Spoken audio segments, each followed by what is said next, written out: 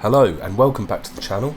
In this video I have some highlights from the week 13 Ferrari Fix Challenge at Rudskogen.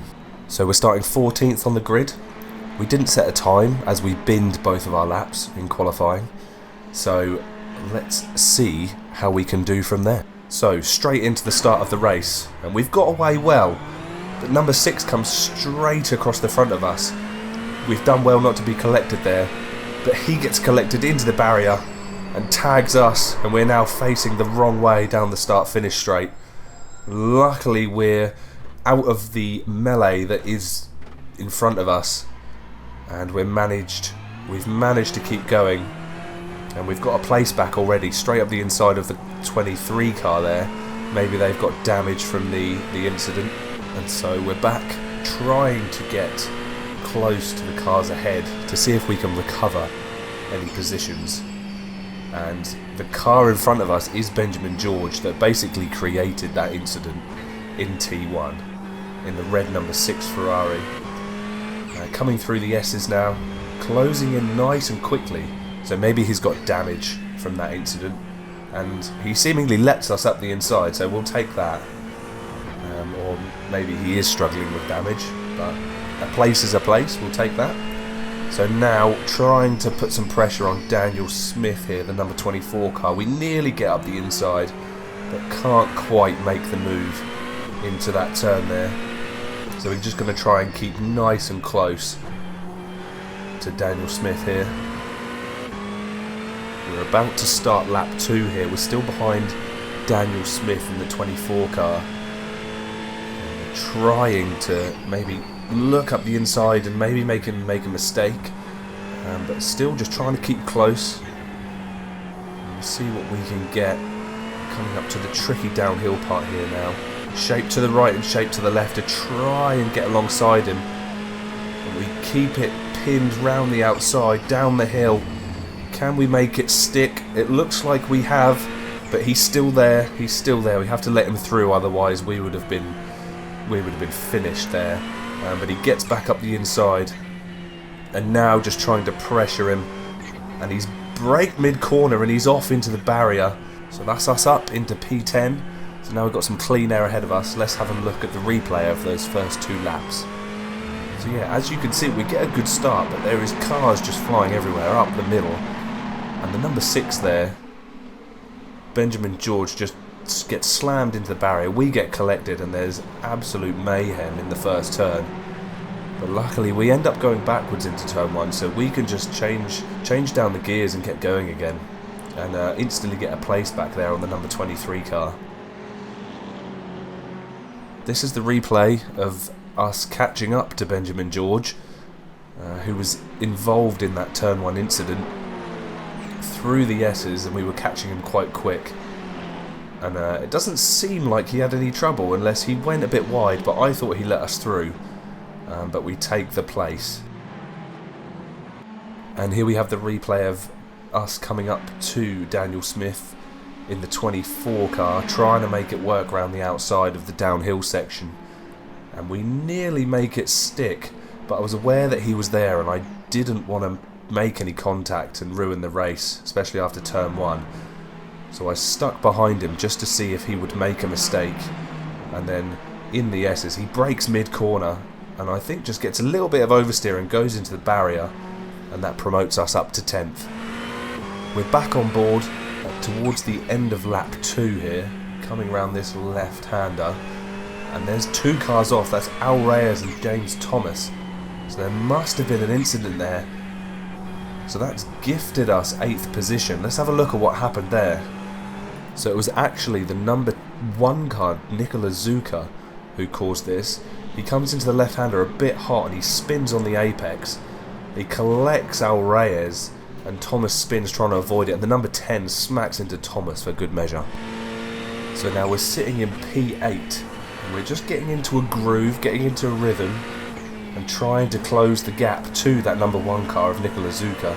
And there's someone up ahead who's had an incident. It's Andrea Dazzi, the number 10, who smacked into James Thomas earlier.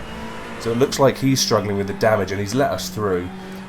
So So he's let us up the inside, so now we can properly chase after Nikola Zuka, that #1 car. Now we're closing the gap on Nikola Zuka. It's 3 seconds. It's down to nearly 2.5 coming round this bend. And I think he is being held up by the car in front of him, Benoit Amiot. So he's giving us a hand in catching Zuka, and I think he's had a moment there because it's all of a sudden gone down to just over a second, the gap. And back on board a couple of laps later, and Zuka's got past Amiot, and there's a car off to the left. That's Connor Webb, so he's going to be added to the mix as well, which is going to make this very interesting. He's slotted in between Zuka and Amiot, so Zuka can now try and build that gap as we get close to the back of Amiot but cannot get past. So we're going to try and set up a move here on Amiot into the next bend. We look to the inside and we've made a dive. We've got up the inside, and can we make it stick? I think yes we have. So that's us up into 6th, and now we'll be chasing Connor Webb. I don't know if he's got any damage, but he is blinking, so we must stay aware of that and try and not get tripped up by the blinking car of Connor Webb. Now we're on to lap 6, and there's a back marker here. Daniel Smith, that number 24 car that we saw earlier.